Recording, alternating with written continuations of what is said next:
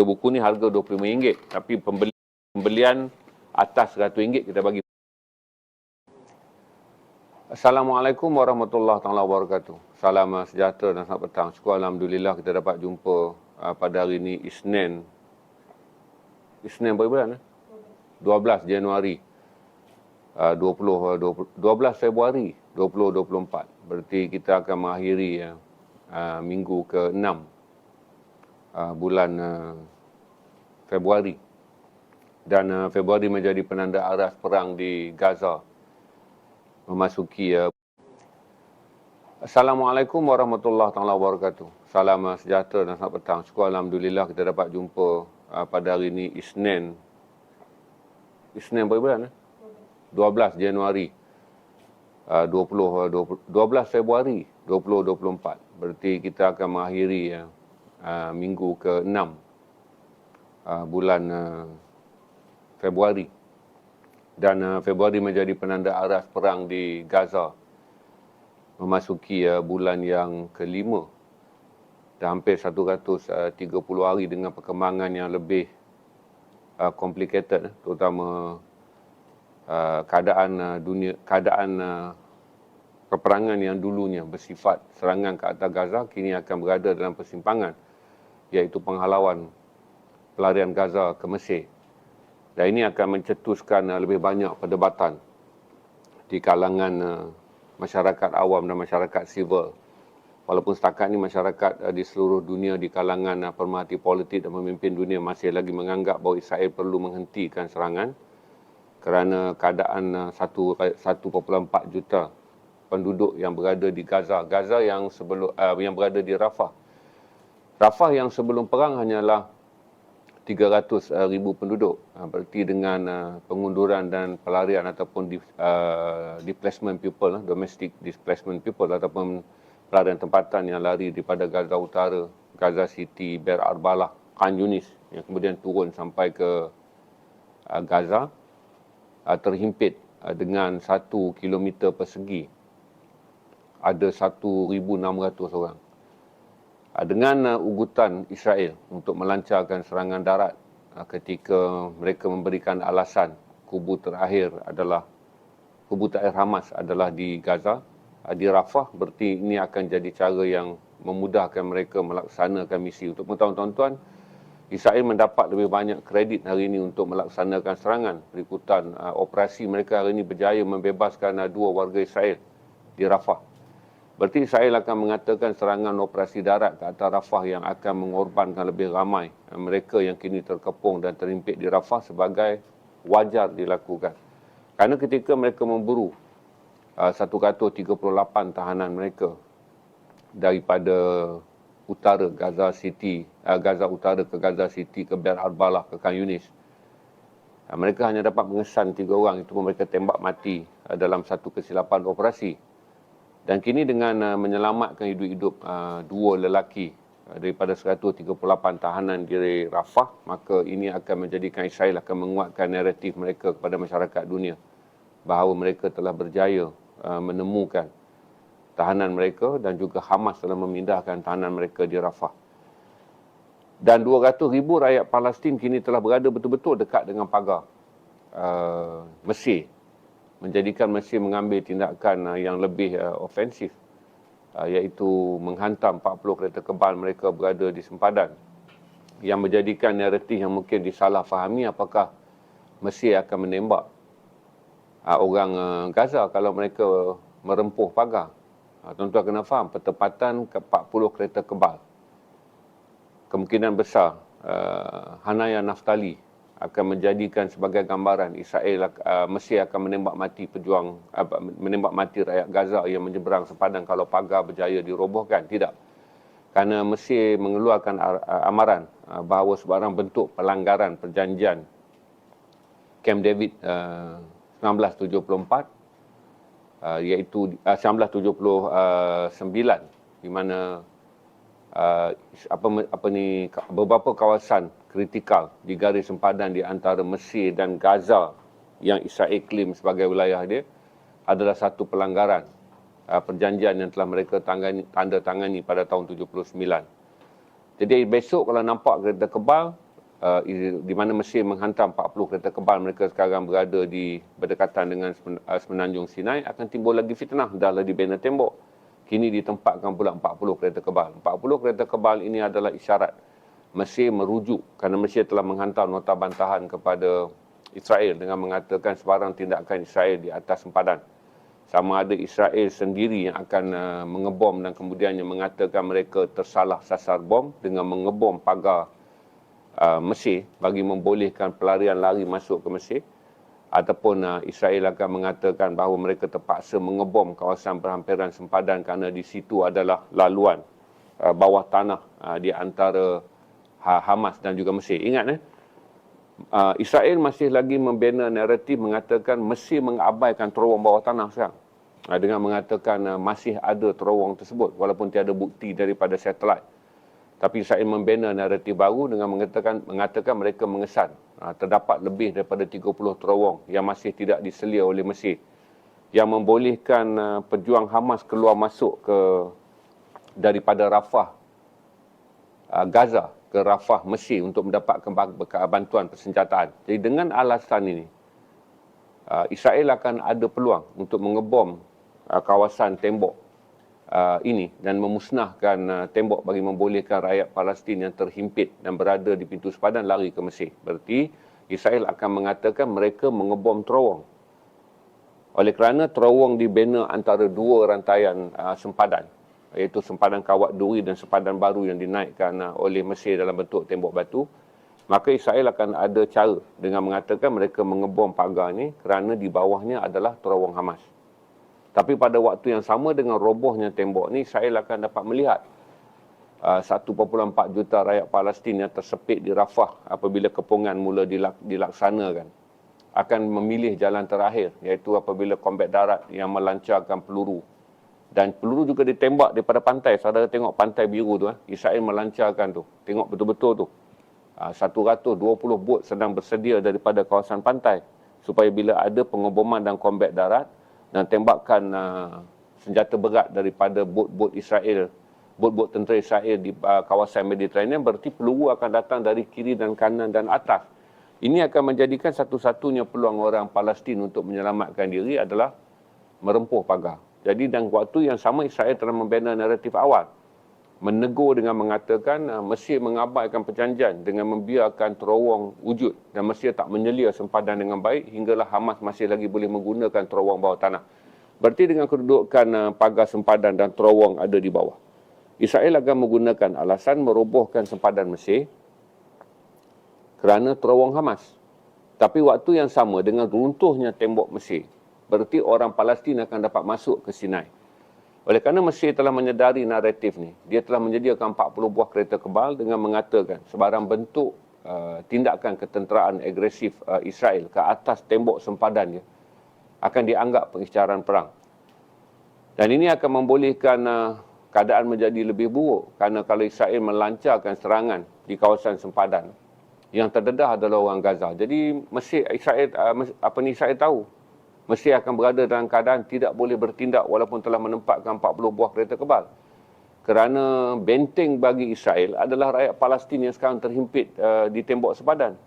Dan sekiranya rakyat Palestin lari dan masuk ke sempadan, Mesir tidak akan boleh menembaknya kerana mereka menjadikan pelarian Palestin yang merempuh tembok Sinai, sempadan Rafah, kalau mereka dah berjaya robohkan, menjadi zon penampan ataupun menjadi perisai manusia untuk membolehkan Israel melaksanakan misinya. Berarti dalam keadaan di Rafah sekarang, sama ada Mesir memilih untuk menyertai perang ataupun Mesir memilih hanya untuk memberi isyarat perang. Israel tahu kedua-duanya tidak akan berfungsi. Berarti isyarat perang akan tinggal sebagai isyarat perang dan Mesir tak boleh melaksanakan perang. Kerana satu adalah sebarang kombat darat yang berlaku daripada kedudukan kereta kebal dan tentera Mesir di Rafah akan lebih dulu menembak gerombolan pelarian Palestin yang akan menyeberangi pagar sekiranya Israel menggunakan alasan yang naratifnya dibina hari ini. Iaitu mereka mengatakan mereka hilang keyakinan kepada perjanjian tahun 1979, perjanjian Camp David yang membawa hubungan damai di antara Mesir dan Israel, dengan mengatakan Mesir tak menyelia sempadan tersebut. Israel membina naratif daripada dulu, kata Mesir, kata Israel, hinggalah bertukar kerajaan Abdul Fattah al-Sisi, masih terdapat terowong yang berfungsi, dan inilah terowong yang kemudiannya mereka jadikan alasan sebagai terowong yang digunakan oleh pejuang Hamas untuk membawa masuk persenjataan ataupun melarikan diri ke Mesir kalau diburu. Dengan naratif yang telah dibina dan dengan keadaan hari ini, di mana kita lihat bahawa kedudukan di Gaza akan menjadi bertambah runcing, di mana saya fikir kata 2 minggu daripada sekarang, dunia mungkin akan beranggapan kita tak boleh lagi menahan keganasan Israel. Maka daripada melihat begitu banyak korban di kalangan 1.4 juta rakyat Palestin yang sekarang berhimpun di Rafah, dunia mungkin akan memilih satu tindakan dengan bermaklumkan kepada Mesir bahawa tiada pilihan di tengah-tengah pembunuhan massa genosid yang begitu besar ke atas rakyat Palestin adalah dengan meminta Mesir menyediakan ruang 60 km yang ada dalam tanah sempadan yang Mesir kosongkan sejak berjaya mengarampasnya kembali daripada penjajahan Israel selama 6 tahun, iaitu tahun 67 hingga tahun 73, akan menjadi kawasan bagi pelarian di Gaza. Untuk pengetahuan tuan-tuan, Israel hari ini, kita tak pasti dua orang ni apa naratif dia. Kita belum dapat jawapan daripada Hamas. Sebab saya tengok agak aneh kerana kedua-duanya ditemui dalam keadaan sihat. Kedua-dua tahanan yang dikatakan tahanan Israel yang berjaya diselamatkan dalam operasi di Rafah sihat. Dan kedua-duanya telah dibawa ke Ashkelon, Israel untuk mendapatkan rawatan. Dengan naratif ni, Israel akan meyakinkan, dia tak boleh yakinkan dunia. Dia akan mengatakan dia ada alasan. Dengan menggambarkan baki 136 lagi. Jadi dia dah selamatkan 2 sekarang, ada 136 lagi, maka gempur darat harus dilakukan. Dan gempur darat harus dilakukan berarti peluru dan juga kereta kebal dia akan mengedah 1.4 juta orang Palestin. Dengan 2 alasan. Sama ada mereka memburu Hamas atau mereka nak mencari tebusan mereka yang mereka yakin. Dengan penemuan 2 daripada 138 ni, berarti ada 136 lagi dalam bumi Rafah. Dalam keadaan yang menjadi begitu sukar, saya nak jawab beberapa orang bercakap tentang perang. Saya harap masuklah orang-orang yang selalu bertanya tentang perang. Begini tuan-tuan dan puan-puan, kenapa perang ini tidak disertai oleh orang Arab? Dan kenapa orang Arab mengambil langkah tidak berperang? Kerana dalam keadaan Islam sangat lemah. Pada tahun 1967 dan 1973, tahun 67 yang paling tragik, kerana tahun 67 Islam melancarkan serangan tergempar di mana Mesir menyerang daripada Sinai, Jordan menyerang daripada sempadan Bukit Golan, Syria menyerang dari Bukit Golan, manakala tentera Hezbollah dan pejuang Palestin menyerang daripada Bekaa Valley. Dalam serangan ini, tentera Islam yakin akan menang, tetapi Amerika menghantar jet berteknologi tinggi, 107 buah jet. Dan kalau tuan-tuan tengok bagaimana kolapsnya perang Arab-Israel 1967, 5 hari dia, mula 5 Jun, 10 Jun, tentera Islam berundur. Adalah kerana jet yang dibekalkan dengan bom berkualiti tinggi oleh Amerika Syarikat. Dan jet dan bom yang dibekal inilah yang menyebabkan kalah teruk dan kita berundur.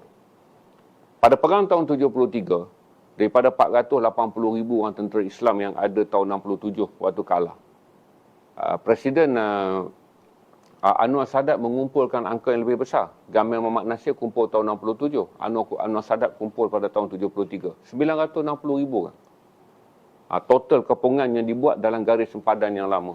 Daripada 4 negara yang menyertai perang tahun 67, disertai oleh 10 buah negara dalam perang tahun 73, di mana Saudi menghantar 23,000 orang tentera, Iraq menghantar 10,000 orang tentera, Jordan ada 6,000 tentera. Syria menyediakan sekitar 100,000 tentera. Mesir sendiri 680,000 orang tentera. Dalam perang ni, oleh kerana tahun 73 teknologi telah berkembang dengan baik dan Israel telah berjaya mempersiapkan diri dia menjadi sebuah negara yang kuat. Walaupun dalam perang yang pertama tahun 67 belum sempat tentera Mesir langkah sempadan, kerana Mesir menganggap perang ni masih lagi perang konservatif, perang konvensional, iaitu tempur kombat darat. Jadi bila mereka berkumpul di sempadan dalam keadaan bersesak, Amerika membekalkan jet pejuang berteknologi tinggi, terbang dan mempunyai lebih advantage di mana ramai tentera Islam terkorban dengan kena pengoboman udara, belum pun masuk ke Mesir. Belum pun tentera Mesir dapat masuk ke Rafah bagi membebaskan Palestin. Pengumuman yang sama juga dilakukan kepada kontingen yang ada sekitar 60,000 orang yang berkumpul di sempadan Lubnan. Dengan keadaan yang ada sekarang, bagi mereka yang sangat-sangat nak perang, pertama, pergi dapatkan fakta mengenai Israel memiliki 200 peluru berpandu dengan kepala berpeledak nuklear. Ini bukan rahsia, tuan-tuan. Ini telah jadi general knowledge sejak tahun 2004. Dia dah jadi general knowledge 2004. Di mana Israel memulakan dengan 20 peledak dan kemudian mereka mencapai 200 peledak nuklear. Dan peledak nuklear yang dimiliki oleh Israel adalah berkuasa tinggi yang boleh dilancarkan hingga ke hujung tanah Yaman dan ke hujung tanah Oman. Apatah lagi terhadap Baghdad, apalagi terhadap Arab Saudi dan apalagi lah terhadap Mesir. Kerana kita hanya melihat logiknya, Mesir ni, Israel ni hanya negara 10 juta orang dikepung oleh 680 juta bangsa Arab yang datang daripada 5 negara di utara dan berpuluh negara yang ada di Jazirah Arab, di utara Mesir dan di utara Afrika, dan juga berpuluh yang lain ada di tanah Jazirah Arab. Kita ambil calculation logik. Banyak juga ustaz-ustaz cakap kita ada 2 bilion umat Islam di seluruh dunia. Kenapa kita tak boleh menentang 21 juta umat Yahudi di seluruh dunia? Kerana kita sedang bercakap adalah senjata permusnah besar yang dimiliki oleh Israel walaupun mereka bukan anggota IAEA, iaitu sebuah pertubuhan yang mengesahkan negara-negara yang layak memiliki senjata nuklear. Berarti Israel memilikinya senjata secara haram. Tapi dunia tak dapat menentang pemilikan senjata ini kerana dia dilindungi oleh Amerika Syarikat dan juga oleh British. Jadi bagi mereka yang masuk komen tadi, mengatakan tak tahan dah tengok 30,000 orang mati. Saya dulu pun tanya bapa saya.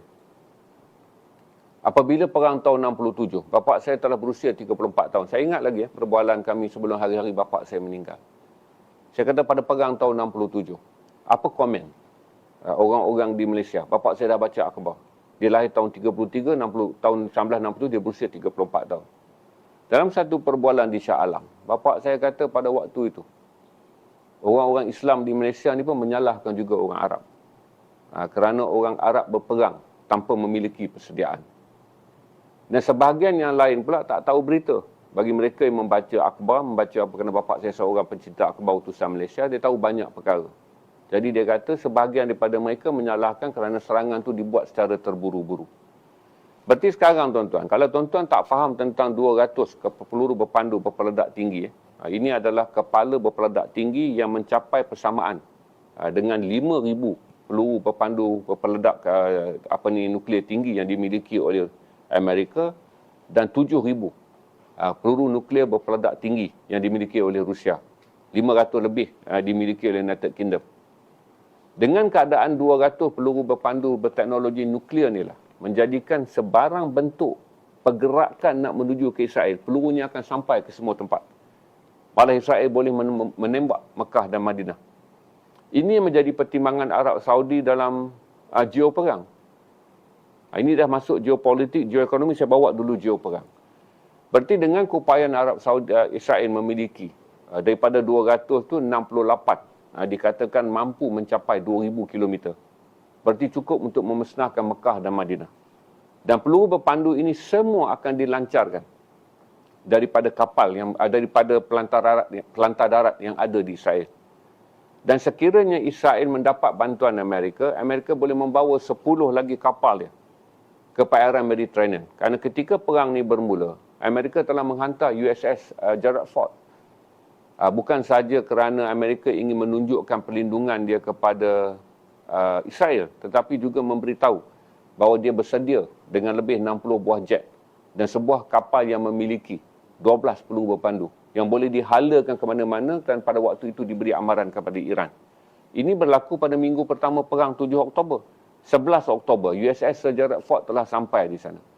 Berarti kita sedang bukan melihat combat dalam filem Lieutenant Adnan ataupun combat dalam filem-filem biasa. Kita sedang melihat combat yang tak terbayangkan kerana tak pernah difilmkan tentang letupan senjata nuklear moden.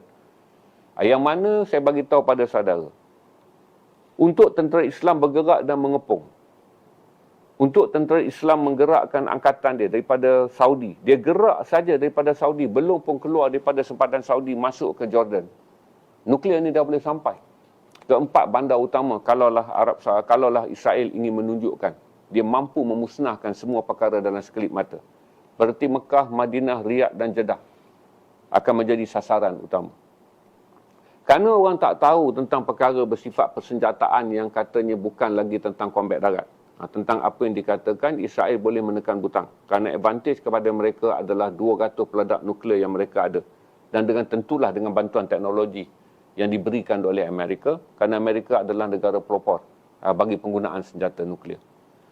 Jadi ramai yang tanya, yang masuk tadi tanya kenapa tak perang, tak sanggup tengok 30,000. Waktu sekarang 30,000 orang Palestin mati, Tuan tanya soalan. Tak baca habis cerita sejarah yang saya tuliskan. Waktu 35,000 orang.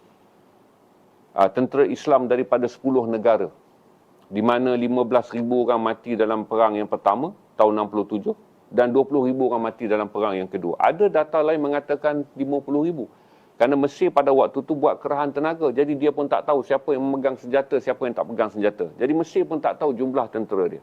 Maka Mesir hanya gazet 20 ke 35,000. Jadi ada julat 15,000 kerana mereka sendiri tak dapat mengenal pasti. Sama ada rakyat mereka yang mati. Mereka kira mayat yang ditemui. Yang tidak temui tidak dikira.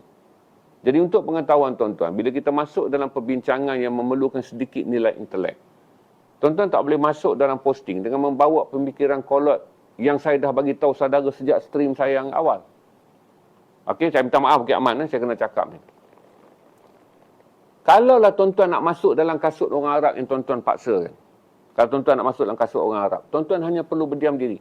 Datang dengan saya bagi tiket untuk tuan-tuan pergi ke Beirut. Terbang ke Beirut tak mahal tuan-tuan, 2,000 je. Turun ke Beirut, saya akan bagi network tuan-tuan untuk sampai kepada pergerakan Hamas dan kemudian tuan-tuan akan sampai ke pergerakan Hizbollah dan saudara boleh bertempur terus dengan orang-orang Israel daripada sempadan Hizbollah. Kita jangan paksa orang Arab masuk dalam kasut perang ketika kita boleh melakukannya. Sekarang kerajaan belum mengeluarkan apa benda pun, arahan. Maka saudara masih lagi boleh menyertai axis of resistance dengan terbang ke Iran ataupun saudara terbang ke Iraq.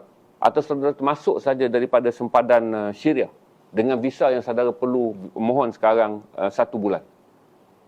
Berarti kita jangan paksa orang lain buat benda yang sebenarnya pun kita mampu tanpa perlu memaksa orang lain. Sebab tu dalam stream saya dulu pun saya dah sebut. Sesiapa yang sembang pandai tentang orang Arab perlu berperang, saya boleh bagi network.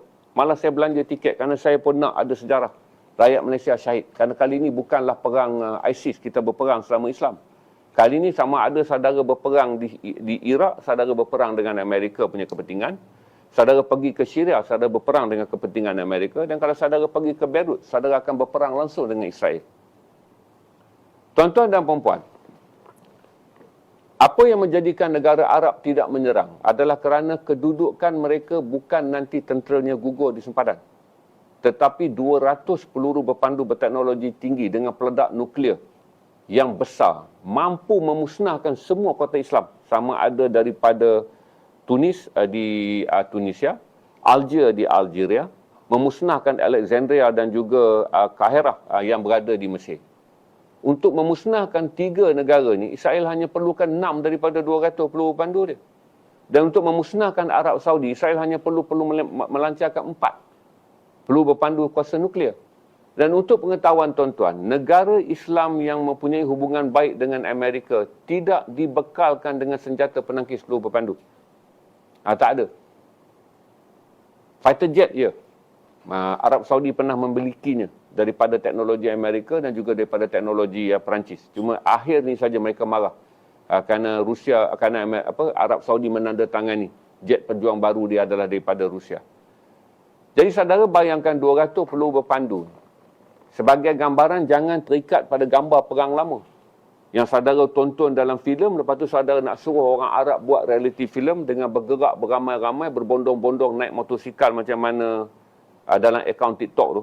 Tentera Yaman naik motor pergi berperang. Dia tak akan mungkin berlaku di situ. Saudara bayangkanlah, pilihlah sekarang 100 bandar terbesar daripada kalangan 26 buah negara Islam yang ada di Asia Barat. Pilih 100 cukup. Dan saudara calculate dalam setiap bandar itu, berapa ramai orang Islam yang ada. Dan saudara buat perkiraan. Bagaimana nuklear yang ada ni, kalau ditembak ke 100 bandar yang ada dengan tak satu pun negara Islam memiliki penangkis peluru berpandu berteknologi nuklear yang dimiliki oleh Israel. Berarti perang tahun 67-73 dengan persediaan dan juga bagaimana negara-negara Arab tidak mengambil langkah ekstrim untuk berperang adalah bukan kerana nyawa tenteranya, tapi nyawa keseluruhan negara tersebut akan musnah. Bila perang ni berlaku, tuan-tuan akan kata, sekarang katalah kita tak berjihad. Negara-negara Arab takut.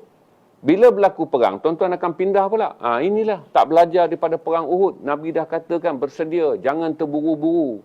Saudara akan kata, orang-orang Arab ni tak belajar daripada perang Khandaq. Dengan strategi Salman Al-Farisi. Kerana kita sentiasa ada logik. Kita tak ada mantik, iaitu keabsahan ataupun apa yang dipanggil sebagai benda yang boleh mensahihkan logik kita itu sebagai wajar dilakukan. Logik perang tak akan berlaku kerana kemusnahan pada seluruh dunia Islam boleh dilancarkan daripada Israel. Dan saya nak jelaskan juga pada saudara, kenapa Israel wujud? Israel wujud selepas jatuhnya kerajaan Osmani. Kerana kerajaan Osmani adalah kerajaan 402 tahun. 15 hinggalah 1917. Ini adalah kerajaan Osmani yang 402 tahun. Berjaya membentuk empire yang paling besar yang mana-mana empire tak pernah dibentuk. Iaitu menguasai 2/3 dunia dengan jazilah daripada Asia Tengah bawa ke seluruh jazilah Arab, ke seluruh jazilah utara Afrika dan masuk ke Sepanyol Gibraltar sampailah ke sebahagian Portugal. Bila empire ini dapat dikalahkan, orang-orang barat mahu satu tempat diletakkan bagi membolehkan sekiranya berlaku kebangkitan dunia Islam, mereka memiliki buffer zone, zon penampan. Tu saya kata ada dua. Dalam Quran kita baca, akan kembali bangsa Yahudi untuk membuat kekacauan di dunia. Dalam geopolitik barat mereka percaya, kalau kedudukan Palestin, kenapa United Kingdom bagi tanah Palestin kepada Israel? Dia bagi kerana ini adalah zon penampan untuk masa depan mereka di Eropah dan di barat. Berarti Israel ini adalah sebuah negara yang dipelihara untuk menghalang sebarang kebangkitan. Kerana di depannya ada sejarah Empire Damsyik. Berarti kalau Damsyik nak bangun lagi, Muawiyah dan Abbasid nak bangun lagi, maka penghalangnya juga adalah Israel. Jika Empire Islam akan datang daripada Baghdad, maka penghalangnya juga adalah Israel. Jika Empire Islam akan datang lagi daripada kerajaan Ayubiah bergabung dengan Fatimiyah yang berjaya mengalahkan tentera Kristian pada tahun 1187, zon penampannya adalah Israel. Israel dibina sebagai pelaburan negara barat untuk memastikan tiada lagi ancaman yang akan datang. Kerana 1917 ni sebelum naiknya ancaman Hitler, Barat melihat empire yang paling besar yang harus mereka perangi dan mereka terdedah kepada diserang adalah Empire Islam. Sebab tu dari resolusi Balfour diluluskan kerana bukan saja pujukan Yahudi ke atas Parlimen United Kingdom, tapi British sebagai kuasa yang besar memikirkan jalan penyelesaian jangka panjang, iaitu dengan mewujudkan sebuah negara proksi barat di tengah tanah Arab. Sekiranya kebangkitan Osmaniyah nak bermula di Turki, maka negara yang akan mereka jadikan negara penampan adalah Israel. Sekiranya kebangkitan Islam akan datang daripada Damsyik, negara penampannya juga adalah negara Israel. Kalaulah kebangkitan Islam akan datang balik daripada Kahirah ataupun mana-mana daripada 5 negara Islam yang ada di utara Afrika, zon penampannya juga adalah Israel. Berarti dalam mana-mana perang untuk memusnahkan Israel, dia bererti adalah berperang dengan Barat dan sekutunya. Kalau saudara faham geopolitik sejarah dengan hanya melihat dengan satu lagi alat bantuan, iaitu melihat bagaimana apa tujuan Barat, apa tujuan British membina Israel. Kerana sebelum Amerika jadi kuasa besar, British adalah kuasa besar Barat. Dia yang berperang bersatu dengan Perancis dan mengalahkan Osmani. Apabila British tak mampu lagi membiayai perang yang sangat besar dan Amerika muncul menjadi kuasa yang sangat besar, maka dalam perang tahun 1967, British menyerahkan tanggungjawab memelihara kepentingan Barat kepada Amerika. Maka itu Amerika memberi segala bentuk persenjataan dan segala bentuk pelaburan kepada Israel. Kalau tuan-tuan faham benda ni, tuan-tuan tahu Israel tidak bersendirian. Ekonomi Israel, persenjataan Israel dan juga dana bantuan Israel datang daripada negara-negara barat. Pendana yang terbesar adalah Amerika. Pendana yang kedua terbesar adalah United Kingdom. Pendana yang ketiga terbesar adalah Jerman. Pendana yang keempat terbesar adalah Belanda. Pendana yang kelima terbesar adalah Itali. Kalau kita faham benda ni, kita tahu memerangi Israel bererti mengisytiharkan satu lagi perang. Kalau sempat kita perang. Kalau berlaku sebarang pergerakan, kerana Islam tak boleh melancarkan serangan peluru berpandu jarak jauh kecuali daripada Iran. Kerana Iran saja memiliki peluru pandu 1,500 km. Sama ada dia memiliki peledak nuklear atau tidak. Banyak web intelijen mengesahkan Iran memiliki 50 kepala peledak. Berarti perang yang kita bayangkan ni bukanlah perang yang kita tengok dalam filem. Combat yang di mana kita masuk tempur seperti mana orang Israel sedang menyerang orang Gaza. Israel menyerang orang Gaza sebagai satu pembunuhan etnik menentang kumpulan orang yang tidak bersenjata. Kalau perang ini berlaku perluasan, dia akan berubah menjadi perang nuklear. Saya jelaskan ni supaya saudara faham, untuk saudara lihat perbezaan perang tahun 67 dan tahun 73 berubah. Apabila bermula tahun 1984, Israel memajukan teknologi nuklear. Bila Israel memajukan teknologi nuklear dan kemudian dia menerima banyak bantuan, maka hari ini Israel ada 200 peluru berpandu nuklear yang cukup untuk memusnahkan. Saya tak kata apa, senaraikanlah. Daripada bandar besar, daripada bandar di Yaman, Houthi dan Hadramaut, masuk ke Oman, Maskat bandar dia. Ke Oman, saudara aturlah. Sampai Mekah, Madinah, Riyadh dan juga Jeddah. Kalaulah Arab Saudi yang nak dicagarkan sebagai perang. Sampailah kepada Doha, kalaulah Qatar yang nak dicagarkan sebagai senjata perang. Sampailah juga kepada UAE. Kalau UAE nak di Sharjah ataupun di Dubai, kalau UAE nak dijadikan cagaran perang, akan sampai, lebih mudah sampai ke Kairah dan juga Alexandria, dua bandar besar Mesir, kalau Mesir nak dicagarkan sebagai sempadan perang. Ini yang menjadi perkiraan utama tentang kenapa perang ini tidak berlaku. Kerana belum sampai tentera Islam ke sempadan Mesir, ke sempadan Israel. Lebih dulu akan sampai peluru berpandu berpeledak nuklear yang akan dilancarkan oleh Israel ke atas negara Islam. Jadi ramai orang fikir perang ni akan jadi mudah seperti mana mereka membayangkan ini adalah combat 70-an. Mereka akan membayangkan ini adalah seperti mana combat biasa Amerika menyerang Iraq pada tahun 2003. Yang saya jelaskan kepada tuan-tuan, perhitungan yang paling besar adalah kemusnahan yang akan dialami oleh negara Islam sebelum pun tentera Islam pergi untuk melakukan serangan. Kerana mereka memiliki teknologi persenjataan yang lebih awal mereka bina untuk mengelakkan 680 juta umat Islam yang mengepung mereka daripada utara benua Afrika, daripada Algeria pergi ke Libya, pergi ke Morocco, Algeria, Tunisia, Libya, Morocco dan juga Mesir, sampailah ke Jazirah daripada Lubnan, bawa ke Syria, sampailah ke hujung Oman dan Yaman. Ini tanah Jazirah Arab. Bila tuan-tuan faham perkara ni, tuan-tuan tak akan cakap benda yang sebenarnya untuk saya macam tak faham, kerana tuan-tuan tidak melihat kedudukan geoperang ni dalam bentuk yang saudara faham tentang persenjataan moden. Tuan-tuan dan perempuan, tentang sekatan ekonomi. Ini saya nak bagi tahu tentang orang marah kenapa Saudi tak buat sekatan minyak. Saya tanya dulu pada tuan-tuan, kenapa kita juga tak buat sekatan? Okeylah, Saudi boleh buat sekatan minyak kepada Israel. Kita pun sedar. Bila berlaku perang ni, Amerika meluluskan peruntukan tahunan 4 bilion USD kepada Israel. Masuk saja Israel perang 17 hari, Amerika meluluskan peruntukan khas 14.6 bilion USD. Okey? Kemudian Presiden Amerika dah habis kuota untuk meluluskan bantuan perang tahunan kepada Israel. Jadi ketika dia nak bawa kepada House of Representatives dan kemudian ke Senate untuk dapat kelulusan, kerana Amerika 1926, mereka buat satu perubahan dalam perlembagaan. Presiden ada kuasa mutlak untuk berperang, tapi bajet perang dia kena minta daripada House of Representatives, 435 ahli parlimen Amerika. Lulus di situ, dia kena naik ke Senate. Sama seperti mana mereka luluskan bantuan baru. Kerana bulan Mac nanti Israel akan terima lagi bantuan baru, 17.4 bilion USD. Saya ambil kira, dengan bantuan Amerika bererti yang berperang dan membunuh orang Islam juga Amerika. Dan tentulah kita boleh mengambil langkah. Kita paksa sekarang Arab Saudi mengambil langkah, putuskan bekalan minyak dia ke Israel. Saya bagi implikasi. Setiap perang ekonomi akan ada pembalasan serangan ekonomi. Sama seperti kita. Amerika adalah negara yang kita anggap sebagai tertulang ataupun orang yang menjadi pembekal utama kepada persenjataan Yahudi untuk membunuh orang-orang yang ada di Gaza. Maka kita boykot Amerika. Kalau kita boykot Amerika, tuan-tuan, on the spot tahun ini kita kehilangan 78 bilion pelaburan daripada Amerika. 78 bilion yang akan dibawa oleh syarikat-syarikat Amerika termasuk Google, Microsoft,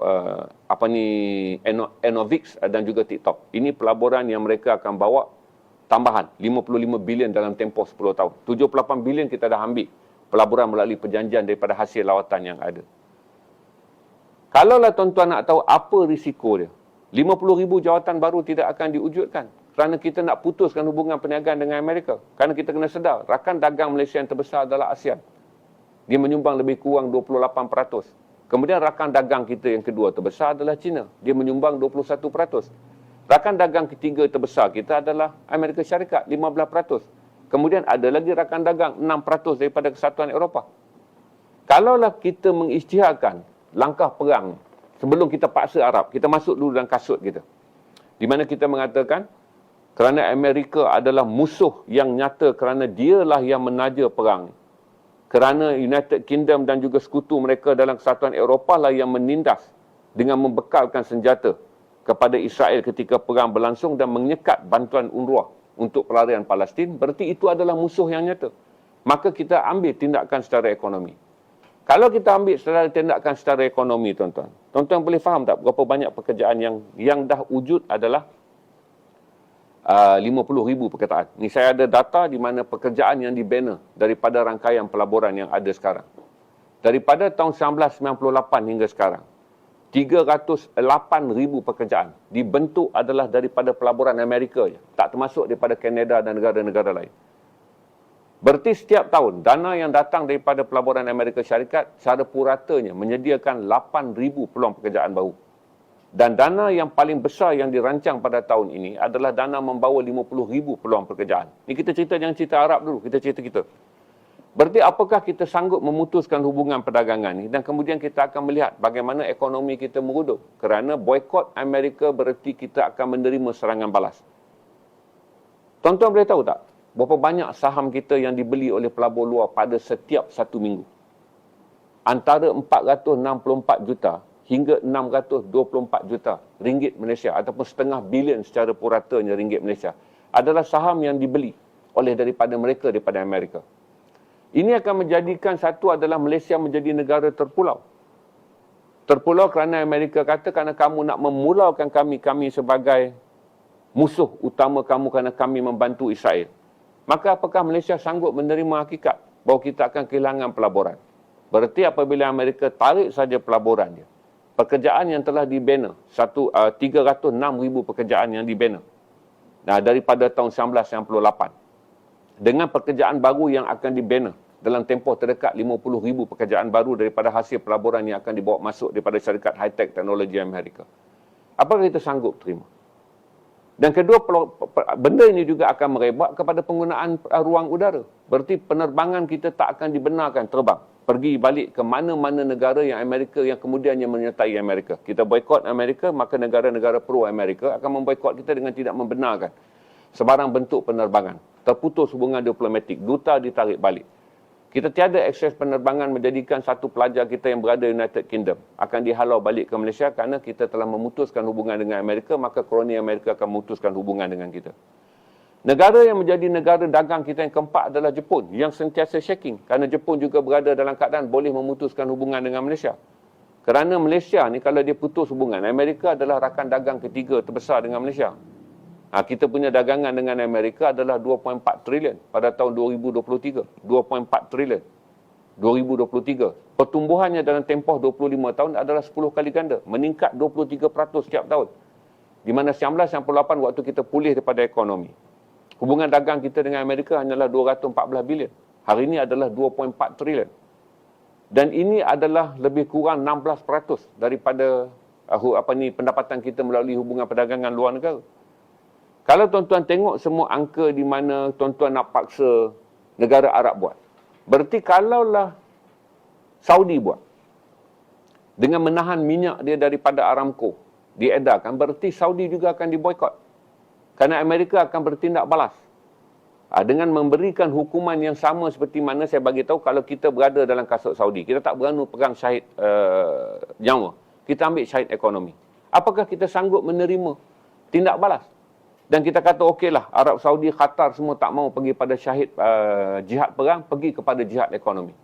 Apakah saudara fikir bahawa tindak balas yang diberikan dalam menghalang minyak mereka dijual kepada Israel, Amerika akan lihat dengan sebelah mata? Kerana saya dah jelaskan, penubuhan negara Israel adalah sebagai zon penampan. Dia adalah entiti ataupun berlian ataupun dipanggil sebagai garisan perang untuk menghalang kebangkitan Islam. Berarti Amerika juga akan memutuskan banyak perkara. Untuk pengetahuan tuan-tuan, kita nak debat sekarang pun. Kita ambil contoh Petronas, sebuah syarikat yang disenaraikan. Top 500.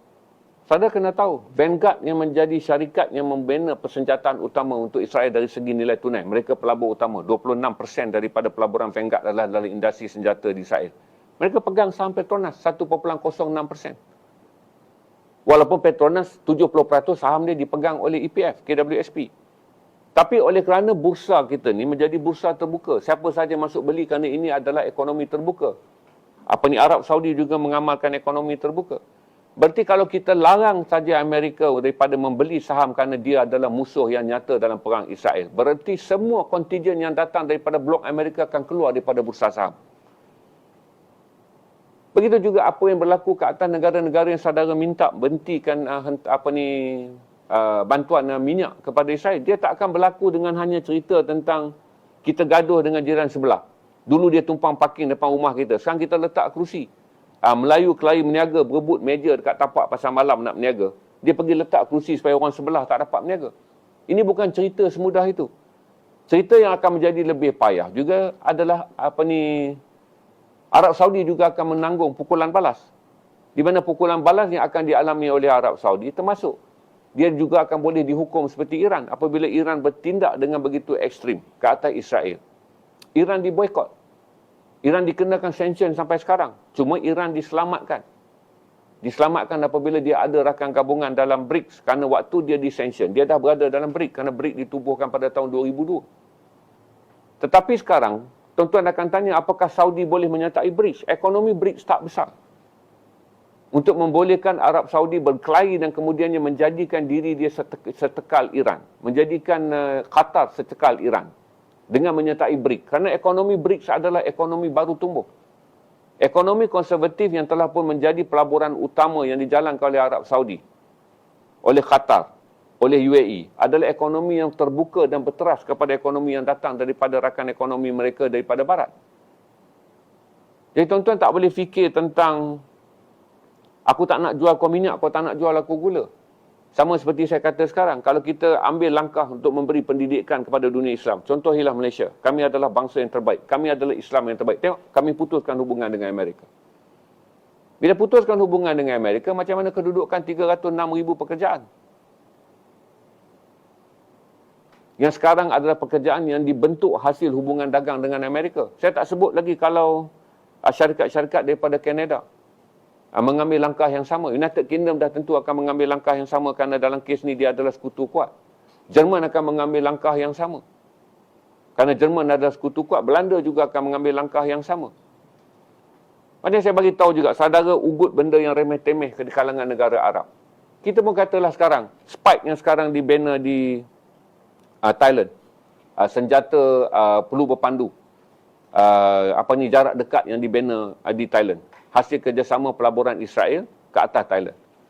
Kita tahu Spike itu tak akan digunakan Thailand untuk menembak kita. Tapi kita marah, Thailand, kamu telah pun bersekutu dengan Israel dengan membina senjata yang kemudian kami tahu Israel akan bunuh orang Islam. Maka kita nak putuskan hubungan kita dengan atas nama jihad ekonomi kerana secara tidak langsung Spike, peluru berpandu berteknologi sederhana yang dibangunkan dengan 100% pelaburan Israel di Thailand. Maka kita akan kata, Thailand akan kata, putuslah. Tak apa, 38% beras yang kamu cari daripada kami tak akan bantu. Sebab tu saya bagi tahu, geoekonomi ini dia bukan benda yang mudah. Seperti mana tuan-tuan kata, heran, kenapa Turki tak putuskan bekalan kerana minyak yang datang daripada Azerbaijan lalu melalui Turki. Dan kemudian daripada Turki, dia dibawa keluar pergi ke Israel. Maka Turki ini menjadi negara yang dimaki kerana terusan minyak. Setiap terusan yang dibuat ada perjanjian. Kalaulah Turki melanggar perjanjian ini, maka Turki juga akan mengalami tekanan diasingkan. Untuk mengetahuan tuan-tuan, kadar inflasi baru di Turki adalah 45%. Adalah 75%. Kadar inflasi terbaru di Turki. Tuan-tuan bising kan kita punya kadar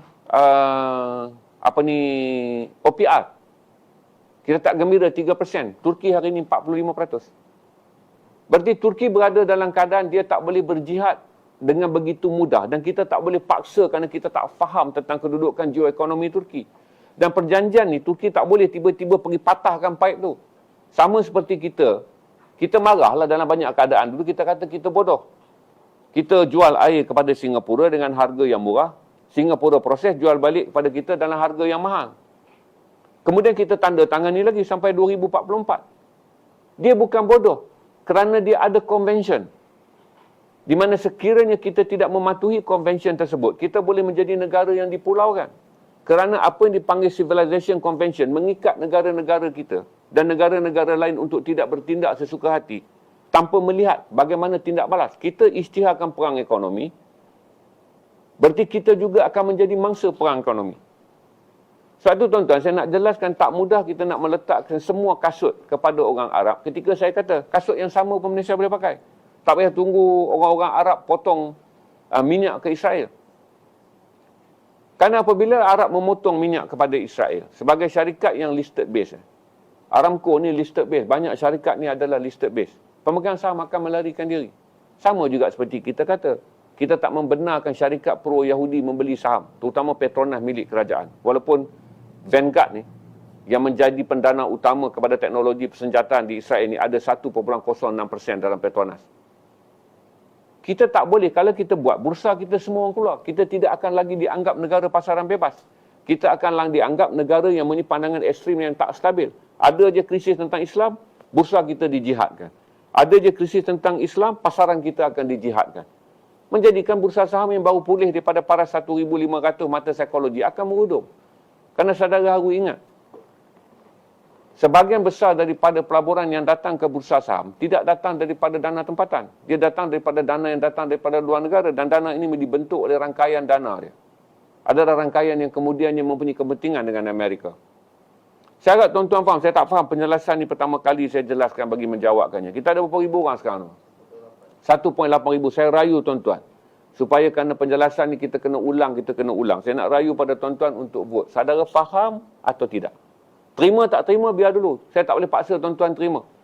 Faham atau tidak penjelasan tentang import geoekonomi? Sekiranya semua negara, sekiranya kita melancarkan perang geoekonomi dengan menentang Amerika sebagai sekutu utama Israel, dan kesan geoekonomi akan dialami oleh negara Arab ada geoekonomi berantai. Sekiranya mereka menyekat bekalan minyak. Dan sekatan ke atas Turki juga akan menjadi rantaian geoekonomi kalau mereka mengambil langkah menutup paip minyak daripada Azerbaijan ke Israel. Kalau saudara dah faham penjelasan tentang rangkaian melancarkan perang ekonomi, kita juga akan diserang secara ekonomi, jawab ya. Kalau tak faham, katakan tidak. Okey? Saya berhenti sekejap untuk minum air dan tuan-tuan jawab. Lepas tu nanti saya akan ambil soalan. Kita tak boleh pergi jauh ni. Kita cerita asasnya dulu. Kita cerita asas dia. Saya minta tuan-tuan lagi satu rayu, tuan-tuan yang ada 1,800 orang. Saya nak posting. Posting saya kena shadow lah. Saya tak marah FB kerana dia menyebut perkataan Palestin, Gaza terlampau banyak. Tuan-tuan pergi pada posting saya. Saya rayu pada tuan-tuan, tolong like dan tolong share. Kerana fitnah dan juga, saya fikir dengan respon posting saya dan dengan respon yang posting awal saya dulu yang dah masuk ke TikTok, saya fikir 90% komen mereka baru tahu ini adalah keadaannya. Jadi tuan-tuan pergi ke posting saya, bantu saya. Kerana posting itu adalah saya buat bagi mengelakkan kita daripada menabur fitnah. Saya buat dengan niat 4 jam semalam meneliti bahan sepanjang cuti untuk menulis posting hari ini. Saya up tadi shadow lah, tak sampai 800 saya rasa. Tapi share banyak. Jadi yang dulu tuan-tuan dah bantu sampai capai 900 share. Posting pada Jumaat terakhir pada bulan Rejab. Saya minta tuan-tuan ambil masa juga sekejap. Saya nak berhenti minum air sementara saudara vote. Tolong like dan share posting saya penjelasan tentang fitnah kita ke atas negara Arab. Dan tuan-tuan kalau nak komen, baca dulu. Posting tu panjang, jangan masuk jadi macam abang tadi. Dia tanya dekat saya. Saya dah jawab penuh ni. Dalam tu saya dah petik kata Imam Syafi'i. Imam Ghazali. Jangan kamu mulakan perdebatan ilmu. Satu, kita jangan mula perdebatan ilmu tentang apabila kita bermula dengan syak wasangka. Dan kita jangan mula perdebatan ilmu kalau kita ada hasad dengki. Dia tak baca pun, dia masuk. Dia tanya pula, bila saya dah mention negara Arab ni. Dia tanya pula, habis Bahrain buat apa? Oman buat apa? Yaman buat apa? Saya terpaksa jawab dekat dia, tuan buat apa? Tuan beli tiket kapal terbang, turun di Beirut. Sampai di Beirut, saya boleh bagi tahu. Tuan-tuan nak berjuang dengan PLO, saya ada kontak. Tuan-tuan nak jadi orang perjuang dengan Hamas pun saya ada kontak. Kalau tuan-tuan nak pergi ke Hezbollah pun saya ada kontak. Kontak akan ambil tuan-tuan dekat airport. Turun saja di airport Beirut, tak payah risau. InsyaAllah 12 jam kemudian, saudara sudah boleh berada di sempadan. Sekurang-kurangnya bantu, tak kerti perang. Lap roket pun jadilah. Lap peluru bom Hezbollah. Kita nak ada satu yang syahid. Sebab saya bagi tahu tuan-tuan, dalam perang tahun 73, Cuba komunis menghantar 500 komando dia. Tengok data tu. Cuba komunis hantar 500 komando dia. Masuk daripada Jordan. Berarti sebenarnya dia 10+1. 10 negara Islam dan 1 negara komunis. Dan saya bagi tahu pada tuan-tuan. Satu hari kalau tuan-tuan pergi ke Beirut. Seram bulu roma dia. Saudara pergi ke Beirut. Ada satu makam besar yang dibina di Beirut. Adalah mangsa serangan Israel pada tahun 82. Selain mereka sembelih Sabra Shatila tu, 3,000 orang. Mereka sembelih semuanya ditanam di Sabra Shatila. Okey? Tapi mereka bom juga tempat-tempat lain. Maka tempat-tempat lain yang dibom ni, jenazah ni dibawa dan dikebumikan di satu tanah lapang di Beirut Selatan. Tanah perkuburan tu, tanyalah tanah perkuburan syahid perang 82. Saudara masuk dekat tanah perkuburan tu, saudara akan nampak 2 kubur. Ni kubur orang Islam, saudara baca Al-Fatihah. Ada 2 kubur bergambar, jangan pergi baca Al-Fatihah. Itu adalah kubur orang Jepun yang berjuang bersama dengan tentera Palestin. Jadi oleh kerana diberi penghormatan, maka para ulama' berbincang, mereka mengatakan ini adalah perjuangan. Maka tanah yang paling hujung tu dibina dan dia dikebumikan dalam ajaran Shinto. Sebab tu kubur dia besar, ada gambar. Tapi kita letakkan di hujung. Manakala 400 lebih kubur, saudara akan jumpa. Itu adalah kubur semua komando syahid Palestin yang berjihad dan meninggal dan syahid pada perang tahun 82 dan perang tahun 85. Apabila Israel melancarkan operasi escalation tahun 82 dan operasi operasi Anggur pada tahun 1985. Ada 2 perang tu. Ada 2 Jepun. Tak ada kubur Melayu lagi kat situ. Sekarang klaim je. 10,000 Melayu dulu pernah bantu Salahuddin Al-Ayyubi. Pergilah, semoga sekurang-kurang ada 1 kubur. Lepas ni kita boleh naik bendera Malaysia. Mengatakan ada syahid daripada Malaysia pergi dan berjuang bersama dengan orang Islam. Dan tidak berperang dalam ISIS dulu. Kita perang sama Islam kerana mazhab. Ni tidak. Kita memang memerangi Yahudi laknatullah. InsyaAllah lah kalau ada, saya pergi tiap-tiap tahun lah. Lawat, taruh bunga, siram air bunga mawar. Okey, berapa yang jawab faham? Okey, 900 faham, tak faham 17. Saya tak boleh buat apa lah yang tak faham tu. Nanti preview balik tip ni. Saya fikir angka tu akan meningkat lebih. Saya minta tuan-tuan vote kerana vote tuan-tuan akan membantu saya membaiki skill saya dalam menerangkan isu-isu yang sangat complicated. Saya cuba cari jalan yang mudah. Semalam 4 pagi cakap depan cermin. Tadi bangun pukul 11 pagi cakap lagi depan cermin. Supaya rotation saya bercakap ni tersusun dan saya tak terlompat-lompat kerana fakta yang ada pada saya terlalu banyak. Saya cuba susun tapi saya fikir natijah dia untuk bagi tahu. Kata, apa saja yang kita sedang paksakan. Kerak minyak, tutup terusan, hentikan ekspor. Dia tak semudah tu kerana rantaian ekonomi adalah rantaian ekonomi pasaran bebas. Ketika ekonomi berkembang tahun-tahun 80-an, orang tak sangka akan jadi hari ini. Jadi saudara nak suruh bina rantaian yang telah berusia 50 tahun dalam masa sehari. Tentulah ada impak. Dan saya nak bagi tahu, perang ni tak boleh dilancarkan. Kerana Israel pada tahun 84. Tahun 84 ni, satu kebijakan telah dicapai dalam rundingan di antara CIA dan FBI. Kalau saudara carilah banyak plot ni disusun dengan kemas oleh mereka yang mendedahkan unclassified. Pasal file ni dah berusia lebih daripada 50 tahun. Di dalam perjanjian tu, mereka kata salah satu yang mereka belajar daripada perang 67 dan perang tahun 73 adalah kebolehan tentera Islam bergabung dan mengepung Israel. Maka itulah lesen pertama diberi kepada Israel untuk melihat strategi sebelum tentera ini bergerak masuk. Gunakan seperti mana Amerika gunakan ke atas Hiroshima dan Nagasaki, iaitu musnahkan mereka pada skala besar secara domestik. Sejak tu Israel membangunkan tenaga senjata nuklear dia. Dan mengikut pendedahan paling rendah dia ada 200 kepala peledak nuklear. Berarti kalau saudara tanya, perang ni kita nak cari apa? Sama ada kita nak lihat semua benda musnah. Nanti tuan-tuan datanglah akhir zaman. Sebab tuan-tuan duduk di KL. Sambil duduk dengar saya stream ni. Ataupun esok jumpa video saya duduk minum kopi. Akan ni dah akhir zaman. Sebab akhir zaman jatuh dekat orang. Kalau akhir zaman, saya kata tiket murah. Kalau saudara pergi macam saya pergi ni, naik Asia Air Arabia. Air Arabia insyaAllah RM2,080. Pergi balik. Saya belanjalah pergi balik. Mana tahu lepas tuan-tuan boleh bunuh 60 Yahudi, tuan-tuan boleh balik. Kalau tuan-tuan tak boleh balik, tak apalah. Saya lawatlah ziarah makam tuan-tuan. Kalau tuan-tuan saya akan minta. Kalau tuan-tuan menyertai Hezbollah, kita akan minta. Bagilah satu makam orang Malaysia di Fatimah Gate. Tempat yang paling hampir berada dengan sempadan Israel. Supaya kita boleh ingat ada seorang syahid Malaysia. Supaya kita boleh tahu bahawa kalau orang Jepun pernah syahid pada tahun 82 dan 85, kena ada orang Melayu juga syahid kat situ. Orang Jepun tu syahid apa? Dia matilah sebab dia agama Shinto. Kalau tuan-tuan orang akhir zaman, tuan-tuan percaya. Saya bagi tahu pada tuan-tuan, lakukanlah. Akhir zaman tak saja menjadi hukum kepada orang Arab. Dia juga guna pakai kepada kita. Maka tuan-tuan kena sertai akhir zaman ni. Sementara belum ditutup tiket. Sebab tiket masih dijual secara terbuka. Exist or resistance, rekrut dia sangat mudah. Saudara turun saja penerbangan saudara di Baghdad. Lebih mudah di Baghdad. Di Tehran. Saudara turun je masuk. Nyatakan dengan terbuka. Kerana mereka sedang menyalurkan angkatan perang yang sangat besar. Sampailah ke Hezbollah. Kalau saudara nak pergi ke Hamas, saudara masuk je. Dia testing sikit je. Saudara akan dibawa masuk ke masjid di mana-mana kamp pelarian Palestin dan saudara diminta untuk sekurang-kurangnya boleh membaca Al-Quran, saudara boleh solat dengan baik. Dan saudara mungkin dipugar.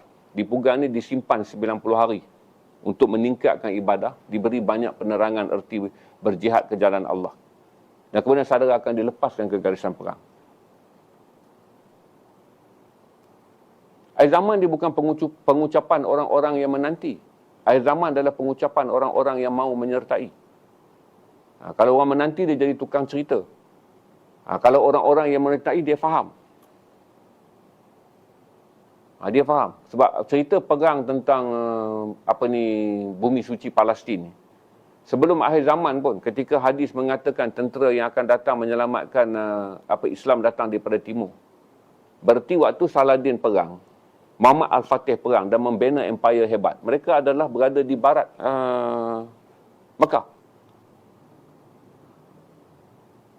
Berarti mereka berperang dan mengembangkan Islam. Mereka mengambil Masjid Al-Aqsa. Mereka mengambil Konstantinopel. Mereka bawa Islam sampai ke Kosovo, Albania dan sebahagian-sebahagian Portugal.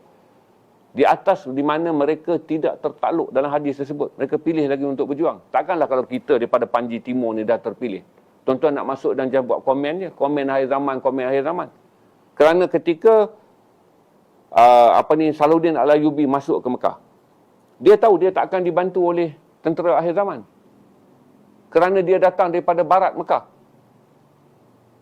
Tahun 1187, dia isytiharkan perang tahun 1174 tu pun dia dah tahu. Dia adalah terkeluar daripada hadis akhir zaman. Ketika Muhammad Al-Fatih ambil Konstantinopel 1458.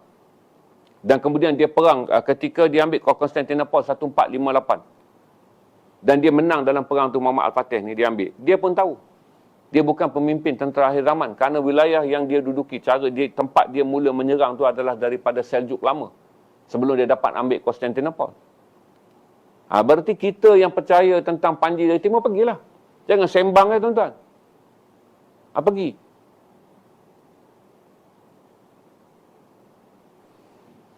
Masa saya sampai di sana, tuan-tuan, bukan saja ada orang Palestin. Di kawasan-kawasan tempat, waktu saya sampai tu 16 hari bulan. Berarti perang baru berlaku 11 hari. Bukan saja orang Palestin, tuan-tuan. Orang Afgan pun ada di sana. Orang-orang Afghanistan yang tahu dan mahir mengendalikan senjata kerana mereka perang lama. Maka mereka pun dah bergerak ke sana. Mereka tak cerita dia tak ada Facebook. Dia tak boleh nak komen tentang akhir zaman. Orang Afghan bergerak ke sana. Dan salah satu daripada pemantauan yang paling besar bila turun di lapangan terbang di kawasan-kawasan tersebut adalah orang mengesan di mana orang Afghan. Orang Afghan menjadi masalah. Mereka terpaksa cukur jambang dan membuat perupaan baru untuk membolehkan mereka menyelinap masuk bagi membantu, kerana mereka dianggap sebagai orang yang mahir mengendalikan senjata kerana combat mereka berpanjangan selama hampir. Berarti dia orang perang tahun 79, mereka berhenti perang 2023. Berarti kepakaran mereka dalam combat sangat penting, dan konsep combat yang digunakan oleh Hezbollah, konsep combat yang digunakan oleh Axis of Resistance. Combat ini akan banyak dibantu kalaulah orang Afghan datang. Sebab tu ramai orang Afghan yang mana mau meneruskan jihad. Mereka dah jihad puluh tahun, sekarang negara mereka merdeka. Tapi mereka tak dapat, mereka dah beri hidup mereka pada agama, tapi belum datang ajal kepada mereka dalam jalan agama waktu mereka memerangi Rusia ataupun waktu mereka memerangi Amerika. Mereka bergerak.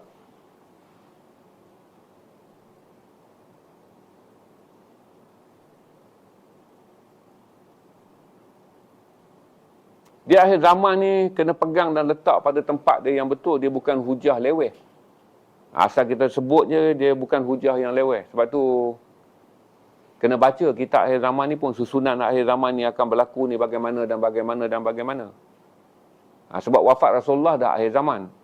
Kalau para sahabat kata dah akhir zaman, marilah kita beribadat. Maka tidaklah Sa'ad bin Abi Waqqas dihantar kerana hadir Rasulullah. Sa'ad pimpinlah tentera, kerana kamu akan menghadapi Empire Parsi, kaum kafir yang paling kuat.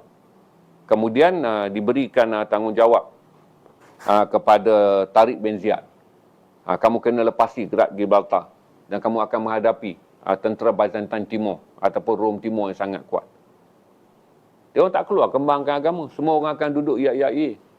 Berarti akhir zaman adalah selepas zaman Rasulullah. Tapi orang tak pernah berhenti daripada berjuang dan tak pernah berhenti dengan mengatakan kita lepas tangan dan nanti akan datang Imam Mahdi. Dan akan datang Nabi Isa AS untuk menyelamatkan Islam.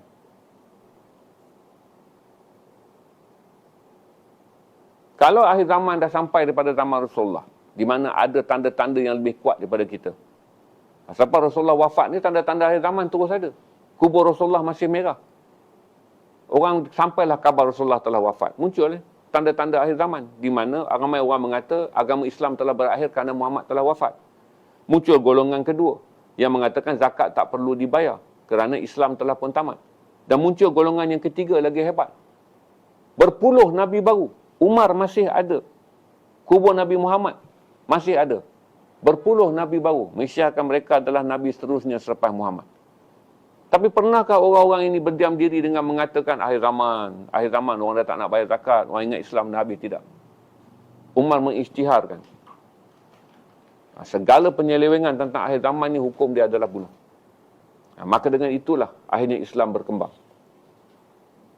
Bawa dan sampailah ke tempat kita.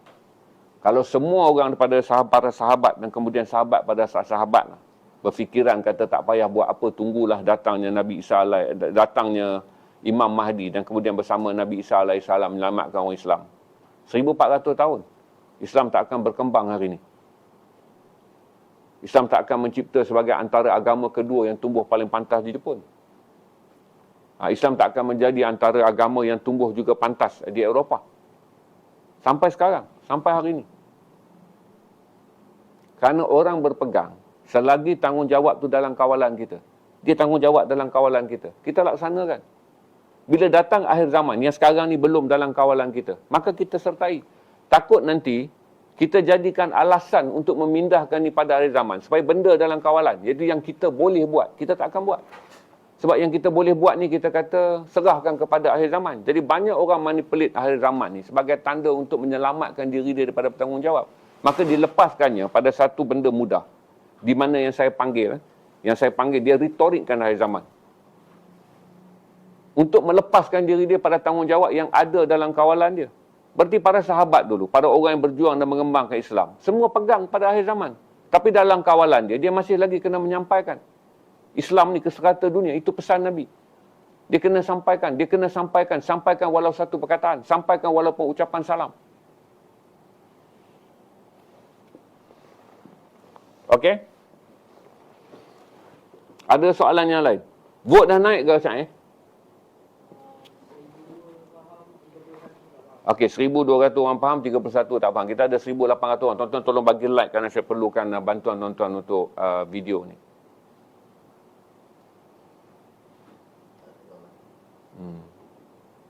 Tak tahulah tuan-tuan. Saya nanti senang kalau saya cerita benda ni kan. Tuan-tuan katalah, oh, sebab tu dia orang kalah perang, dia orang tak beriman. Ingat? Okey. Saya masuk dan pertama kali 2005 saya jumpa pemimpin Palestin yang paling tinggi pangkat dia, Colonel Ali. Dia memimpin 6,000 pejuang Palestin di 6,000 pejuang Palestin yang ada di Lubnan. Nozli Pak Wan Cik belum jadi arwah. Tanya Nozli Pak Wan Cik. Jadi kami ni ditutup mata. Pusing satu tempat sampai tak jadi. Satu tempat. Hinggalah kami tak tahu kami masuk di mana. Di kawasan Beirut Selatan untuk jumpa dengan dia. Bila jumpa dengan dia ni, dia hormat orang Malaysia. Maka sampai kepada dia, dia suruh bodyguard dia semua tidak menampakkan senjata. Sebab kami jumpa dalam satu kawasan kemah pelarian, flag buruk. Tapi ramai orang Palestin diam. Saya bual dengan dia. Tak ada satu perkataan akhir zaman dia sebut. Nanti tuan-tuan kata dia tak beriman sebab tu dia tak menang. Dia bercerita tentang jihad, tentang masa depan, tentang pendidikan orang Palestin, tentang tekanan kepada mereka adalah orang Palestin yang menjadi pelarian tidak mempunyai akses terhadap pendidikan, tentang kebimbangan dia tentang bangsa Palestin yang dah masuk generasi keempat. Saya pergi 2005 tu generasi keempat daripada pelarian tahun 47. Dia sedih. Tapi dia kata insya-Allah agama semuanya alhamdulillah. Cuma kami tidak memiliki wang yang banyak untuk menghantar pelajar-pelajar terbaik kami mempelajari pelbagai pekerjaan supaya kami boleh menjadi orang pelarian yang menyumbang kepada ekonomi Lubnan. Saya masuk ke Palestin. Saya masuk ke tanah Palestin. Jumpa orang-orang Palestin. Semua bercerita pada saya bukan tentang akhir zaman. Tentang kemuliaan tanah ini adalah tanah para anbiya. Tanah ini adalah tanah para sahabat Rasulullah pernah ada dan banyak makam para sahabat. Dan mereka berjuang untuk mendapatkan tanah ini kerana mereka cintakan Masjidil Aqsa. Dia tak adalah pula orang Palestin tu kata makan tidurlah nanti dah turun dah cahaya putih di Masjid Umayyah. Ada kemudian datanglah orang Melayu ni, Panji Timur ni, dia kata kaum kamu kan, datang, kami selesailah masalah ni. Tidak.